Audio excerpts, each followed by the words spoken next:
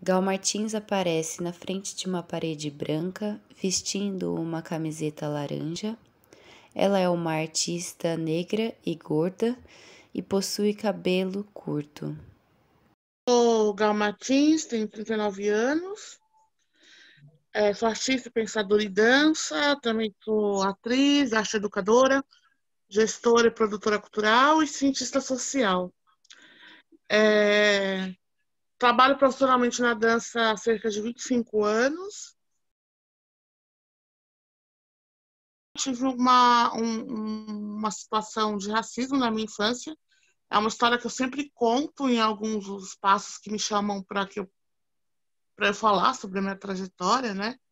Que aos 10 anos, uma professora virou para mim, ia ter uma festa da primavera na escola, e a professora ia fazer uma coreografia, e eu estava super animada para dançar, com coragem, que era algo que eu não tinha muito nessa época. A professora virou e disse que eu não podia participar da apresentação porque meu cabelo não fazia coque, que era para eu ajudar as coleguinhas a se arrumarem. Então, assim, já começou daí essa negação. E aí, quando eu tenho encontro com a Casa de Cultura e com a dança afro, ali muda-se a minha percepção de vida, assim, do mundo, né? Quando eu tenho esse contato. O mestre Euler Alves, que foi uma figura muito importante para mim, porque ele foi meu primeiro professor, né, de dança. Também tem o Aracurim, que era o líder do grupo, né, dos grupos Espíritos de Zumbi, junto com o Euler Alves, na qual eles me convidaram, assim, muito rápido para compor o grupo, porque eu cheguei na segunda, terceira aula que eu decidi fazer de dança afro, eles já me convidaram para participar de um grupo profissional, um grupo super simbólico, super importante aqui para a Zona Sul, um grupo que criou um dos eventos também mais populares aqui da Zona Sul, que é o Panel Afro, evento que também vem tentando se manter vivo, apesar de todos os ataques, né, que esse espaço sofreu. E aí, foi lá na Casa de Cultura que eu tive a minha formação política, minha formação em todos os sentidos. Eu fui muito precoce, meus processos com a carreira artística sempre foram muito precoces. Porque lá na Casa de Cultura, a maioria das pessoas com quem eu convivia eram mais velhos que eu. Então, logo, eu fui assumindo responsabilidades de muito cedo. Assim. Então, com 19 anos, eu estava compondo a diretoria da Casa de Cultura na programação cultural, pensando em programação cultural, com 18 anos, né, de um espaço tão importante. Então, eu fui assumindo coisas muito cedo. E aí a dança foi esse meu enfervecer lá na Casa de Cultura que me fez querer estudar a dança. Não sou formada em dança, mas fui buscar a formação fora daquele nicho que eu estava. Então, para estudar dança, eu tive que atravessar a ponte, né? Como que é uma coisa que a gente sempre fala aqui, né? Na Zona Sul. A gente tem duas pontes que nos leva para o centro, aqui na região. E eu tive que estudar dança no centro, fazer um monte de curso livre e tal. E aí foi quando eu decidi procurar outros estilos de dança que não fosse só dança afro, porque essa pauta racial sempre me pegou muito, de alguma forma. E aí, na dança afro, eu queria pensar outras formas de dançar. E nesse atravessar a ponte, eu tive contato com outras formas de dançar. Eu tive contato com o que chamam de dança contemporânea, e hoje eu tenho um outro olhar de definição de dança contemporânea. Para mim, dança contemporânea não é um estilo de dança, é um pensamento em dança. Me apresentaram como estilo de dança, mas hoje eu construo isso como um pensamento em dança. E aí eu fui nessa de buscar, então tive vários professoras, mas numa questão que é muito importante dizer, que eu não me via nesses professores. Naquele momento, eu estava super empolgada porque eu estava nessa perspectiva de querer aprender tudo. Mas anos depois, eu fui entender que quando as pessoas perguntam, igual, quem foi seus professores? Quem foi seus mestres? Qual a sua referência em dança? Eu tenho muita dificuldade de responder, Tirando o Euler Alves, o Aracurim, que foram pessoas que eu já citei aqui, enfim, teve o Reinaldo Nunes também, da dança afro, enfim. O Firmino Pitanga, que eu fiz poucas aulas com ele.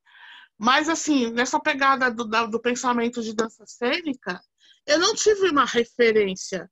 Todos os meus trabalhos foi buscando referência em outras linguagens, como teatro, por exemplo. Porque na dança eu não enxergava referências na dança nesse período. Eu fui buscando referências das coisas que mais me admiravam, que mexiam comigo de alguma forma, que era no teatro ou na educação, porque naquela época eu também estava estudando, fazendo uma formação especial na Unesp de formação de educadores populares. E nessa época eu engoli Paulo Freire. Então, por exemplo, para mim, né, Paulo Freire foi uma das coisas, era dos pensadores que me provocava a dançar. Assim como Augusto Boal no teatro era o pensador que, Abdias do Nascimento, Solano Trindade, eram os teatrólogos que me faziam querer dançar, entendeu?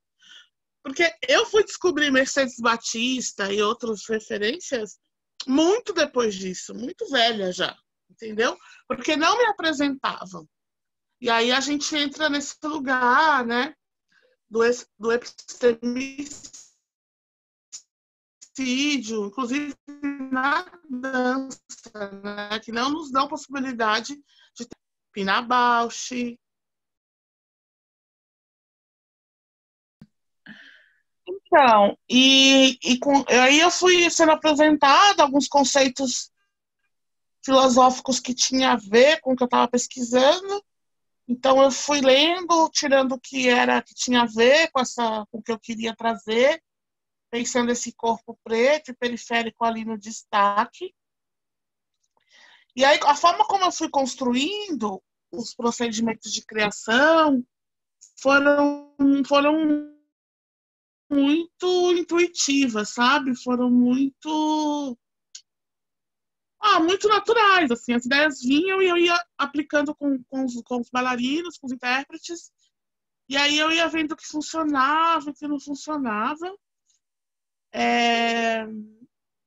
Essa ideia de pensar a tríade de tensão foi um estudo super aprofundado que eu fiz sobre o que é a indignação, e a partir disso eu fui para esse lugar do físico, né?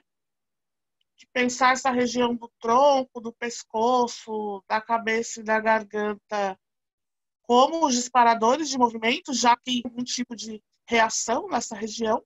E aí eu fui pensando exercícios em que eu pudesse ativar essa região de alguma forma, que eu pudesse trazer a potência do movimento a partir disso. E aí surgem outros exercícios.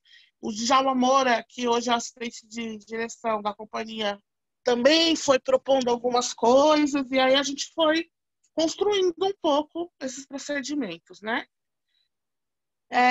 O dever animal surge nessa minha vontade de querer pensar o homem pela sua natureza, mais do que pela sua racionalidade, também provocada por esse pensamento decolonial e esse pensamento neurocentrado que a África traz muito, né?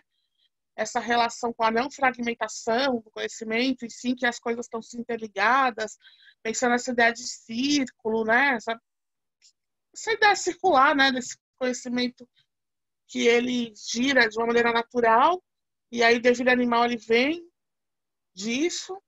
Os territórios é algo que sempre, para mim, esteve presente, desde sempre, no trabalho da Sansa Croma, por eu escolher a periferia, porque foi uma escolha, foi uma condição, mas também é uma escolha, né? Eu já tive várias propostas de construir sede da companhia no centro, de dividir com outras companhias sede, enfim, de escrever projeto para ocupação de espaços no centro. Só que isso para mim nunca fez sentido, né? Para mim sempre fez sentido partir daqui, né? Do Capão Redondo, Jardim da Zona Sul. E aí eu fui pensando nesse território, né? Que é uma extensão do nosso corpo, né? Então, o território também surge daí. E foram laboratórios, foram processos, eu diria, eu gosto de usar o termo artesanal mesmo, de de investigação, assim. Eu fui experimentando os exercícios, a partir das discussões. Essa relação teórica e prática ela é muito potente, porque não teórica, né? Mas eu digo dessa relação da partilha, né? Que eu chamo de partilha do sensível. Essa relação do que os intérpretes estão sentindo e eles poderem verbalizar isso, e essa troca comigo, essa é muito forte. O diálogo, para mim, ele tem uma total relação com a prática, né? Porque a gente poder discutir, racionalizar, pensar essa nossa radiografia do que está acontecendo com esse corpo, para mim é super importante, né? Então, esse diálogo, junto com algumas referências teóricas, sim, no começo, mas essa relação da partilha, da verbalização com a prática é algo que é muito forte, até porque é nessas partilhas que a gente vai elaborando e que eu vou percebendo e sentindo o que funcionou, o que não funcionava, né? E é isso, assim, eu ainda estou em processo com a dança da indignação, não é um processo que parou. A gente acabou, a Sacroma acabou de aprovar a lei, projeto na lei de fomento à dança, e uma das ações do projeto é a continuidade da realização, de estruturar mais procedimentos para além da tríade de intenção, do dever animal e do território.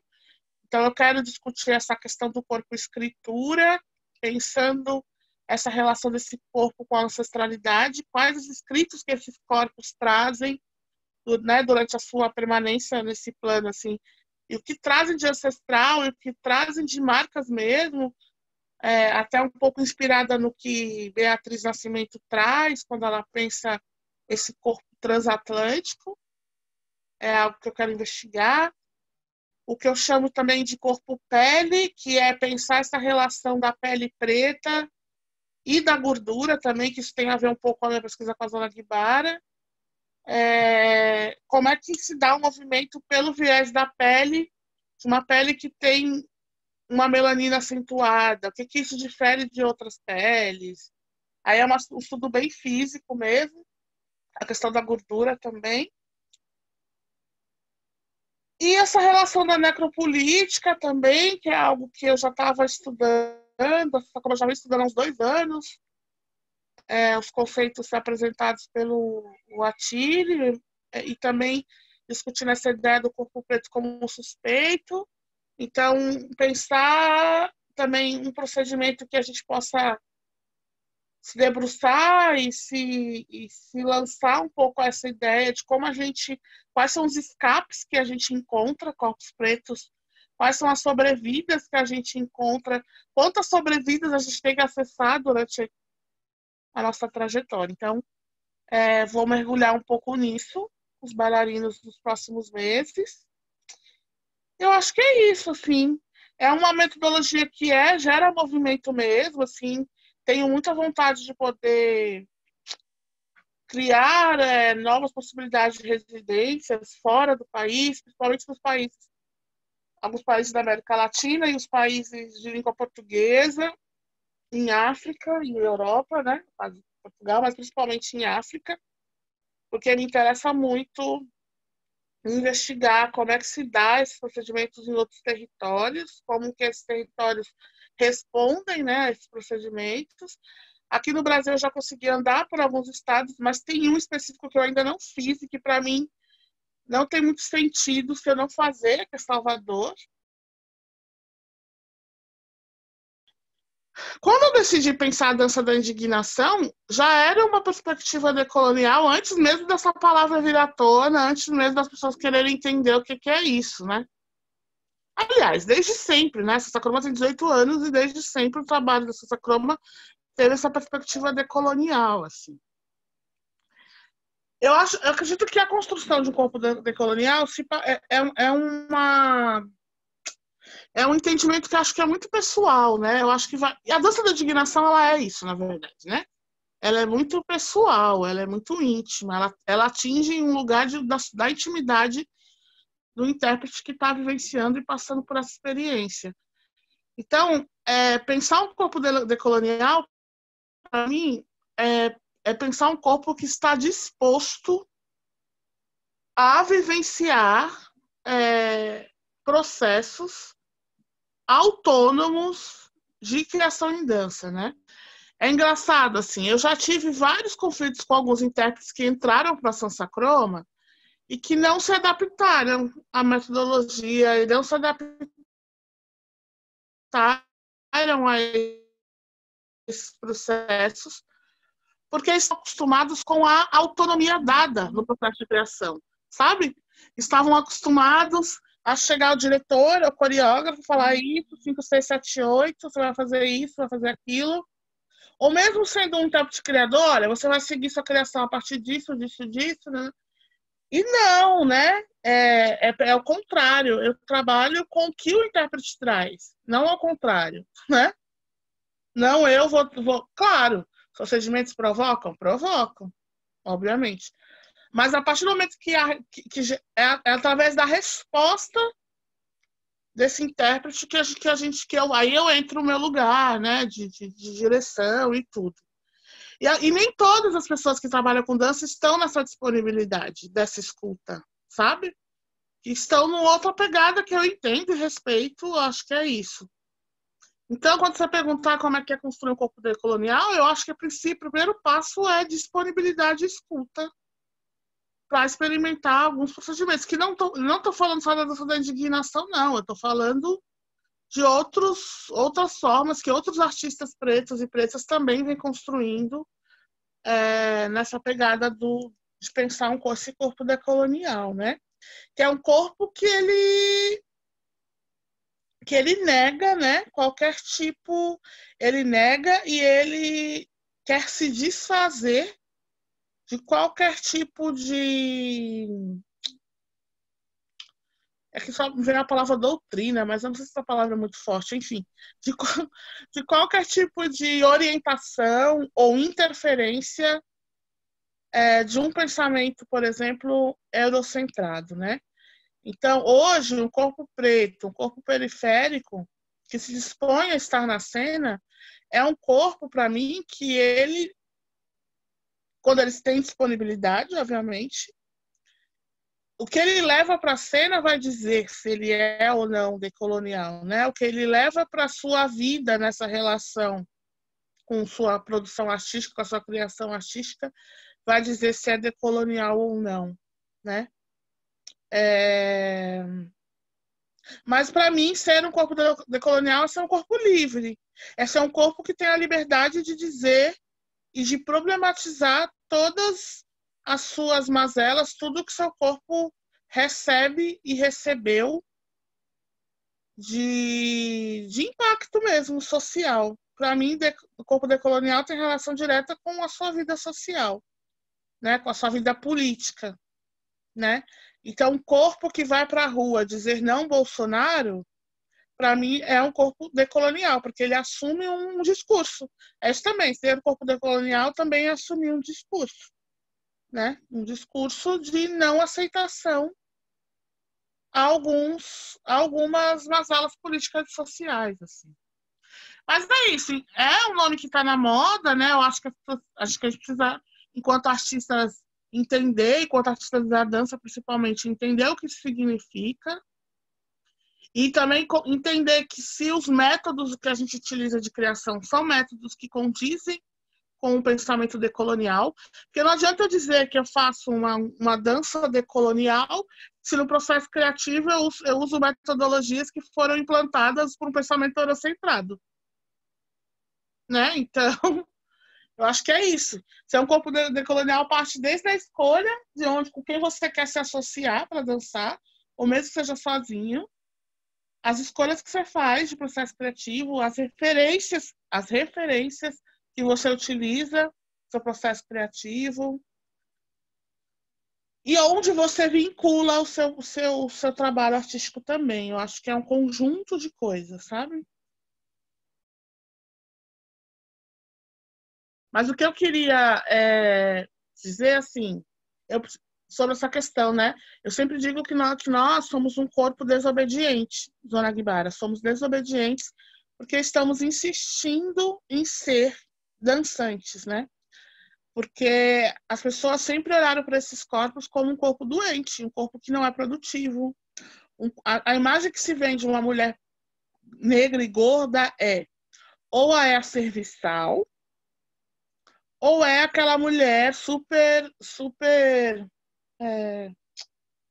dependente de algo, de alguém, e muitas vezes é dependente de uma figura masculina, de um homem, e aquela mulher que está ali todos os dias, 6, 7 horas da noite, sentada no sofá, comendo pipoca e refrigerante, assistindo novela. É esse imaginário que se tem socialmente de um corpo preto gordo, né? E aí, pautar isso também tem sido para mim pensar a estética, porque eu tenho pensado e refletido muito que em várias entrevistas que a Zona Guibara deu, ou até mesmo a Sansa Croma, as pessoas distorcem essa ideia de produzir dança pelo viés do corpo gordo, ou essa ideia de se produzir dança pelo viés do corpo preto, periférico, do corpo LGBT, que tem a ver com a Sansa Croma, né? É como se fosse algo de caráter exclusivamente social ou de superação, sabe? E isso me irrita completamente. Não se trata de superação. O fato de eu escolher a periferia não se trata de ser social.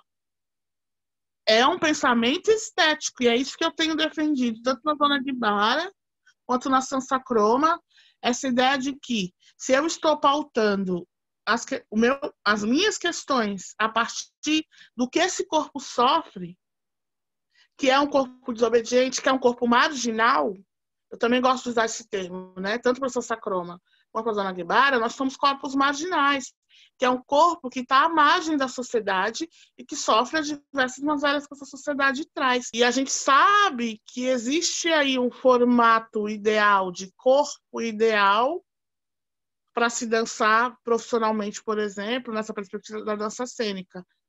Só que é isso, né? Nós estamos aqui, então não existe isso mais, né? Acabou essa história de padrão, acabou essa história de você tem que ter um determinado nível técnico X para você dançar, para você se profissionalizar. Acabou, esse discurso já era, porque existem muitos grupos, muitos artistas pensando outras formas de se criar dança. Mas é isso, assim, é muito cruel pensar em inserção de coletivos pretos, periféricos nessa roda aí aqui de São Paulo. E, infelizmente, a gente tem esse bendito selo de qualidade aí, que é o Fomento, e que eu gostaria, do fundo da minha alma, que não fosse assim, mas acho que a gente não tem jeito. Assim, é isso. É assim que o mercado gira, né? Uma das coisas que eu sempre me preocupei nos meus lugares como gestora é que pautas como essa, gordofobia, racismo, não fossem pautas que tivessem numa listinha que você ticava e falou, pronto, já falei disso, tiquei, acabou. Não. São pautas que elas estão ali presentes no cotidiano. E o que eu sempre falo para os meus arte-educadores, que aí são arte-educadores de diversas linguagens, não é só da dança, né, de tudo. Só música, a gente tem lá umas 7 modalidades de música, dança umas 5, artes visuais vários, né, literatura, multimeios, enfim. E eu sempre promovi formações com essa minha equipe, formações que pudessem trazer ferramentas assim, metodológicas e pedagógicas e sempre tivesse esse pensamento da pluralidade em todos os conteúdos, da pluralidade estética, da pluralidade histórica, das pluralidades sociais. A Fábrica de Cultura está na região do Capão Redondo e, obviamente, se está no Capão Redondo, a maioria de seus aprendizes são negros e negras. Alguns desses aprendizes estão numa linha de pobreza, sabe, altíssima, por exemplo. Esse é um outro fator. Não todos, mas a gente tem ali um número X. Eu não sei te dizer porcentagem agora, enfim. Então, como que você lidar com tudo que esses aprendizes trazem? Então, o que eu tenho orientado desde sempre é que os arte-educadores precisam estar com o ouvido, com uma escuta afetiva sempre aberta, para que não ignorasse qualquer demanda que viesse deles, que tivesse essa relação com a gordofobia, essa relação com a questão antirracista, a questão da LGBTQI+, que é algo que é super forte no Capão. é muito forte as pautas de violência, da questão homofóbica, assim, é algo que é gritante, gritante. Então, assim, o que eu sempre digo essas não são pautas que vocês vão esticar e resolveu. É algo que vai estar, porque vocês estão lidando com esses corpos, que são esses corpos gordos, que são esses corpos pretos, que são esses corpos femininos e que são esses corpos LGBT, sabe? Então, pedagogicamente, você tem que pensar estratégias onde esses corpos se sintam em todas as possibilidades, se sintam livres e autônomos para poderem e seguros nesse espaço. Então, os ateliês e as trilhas precisam ser um espaço seguro para que esses corpos tragam tudo o que eles tiverem que trazer. E o arte educador tem que ter essa anteninha de perceber isso e orientar esteticamente também. Porque eu sempre falo, né? Porque, de novo, o arte educador muitas vezes também fica nesse lugar de ser aquele educador que fica ali mediando as questões sociais, apenas, que usa o teatro, a dança, a parará como ferramenta, não é fim, é o meio. Esse discurso me irrita também na arte educação, sabe? Que eu acho que também ser um arte educador também é desenvolver pensamento estético nos aprendizes. Eu sempre falo da responsabilidade estética que cada um dos meus arte educadores precisam ter. Então, eu não quero que os aprendizes passem por qualquer vivência das artes visuais lá, qualquer coisa de desenho, não. Eu quero que eles se aprofundam tecnicamente, esteticamente, artisticamente, que eles tenham ali referências e tudo. E que essa escuta em relação às demandas que eles trazem estejam inseridas nisso. Sabe? E então é isso, assim, não é algo que você tica, é algo que você tem que falar, você tem que estar ali super com a anteninha ligada para identificar qualquer questão e poder desenvolver, obviamente, em parceria, né? Não é só o arte educador que desenvolve ali. Todas as pessoas que estão naquele prédio desenvolvendo um projeto de arte educação de formação, né? Em arte, tem que estar muito antenado nisso. A família tem que estar antenada nisso, principalmente quando vem casos relacionados à violência mesmo, né? Eu acho que se trata de disponibilidade política. É isso. Comprometimento político com as coisas. Isso não parte só dos professores, parte de um pensamento da coordenação dos cursos e de como que essa coordenação pensa e dá suporte também para que esses professores pudessem desenvolver algumas temáticas. E a dança é foda, Fernanda, a dança é foda, porque apagaram todas as memórias desses corpos que a gente está falando. Apagaram. Os pensadores, os artistas, as artistas, pensadoras pretas e pretas, precisam ocupar lugares de poder. Porque esses lugares de poder é que definem, por exemplo, um projeto político-pedagógico, que definem quem vai compor a programação de um determinado espaço, que definem quais os projetos vão acessar determinados editais. Sem a gente ocupar esses lugares, não vai haver mudança nenhuma. Inclusive, não vai ter perspectiva, que é isso que você faz na segunda pergunta. Porque a perspectiva que eu tenho é uma perspectiva de continuidade do que eu venho fazendo. E de questionar alguns processos, né? É isso, acho que tudo está sendo muito bem... Tudo foi muito bem esquematizado e organizado, né? Para ser como está.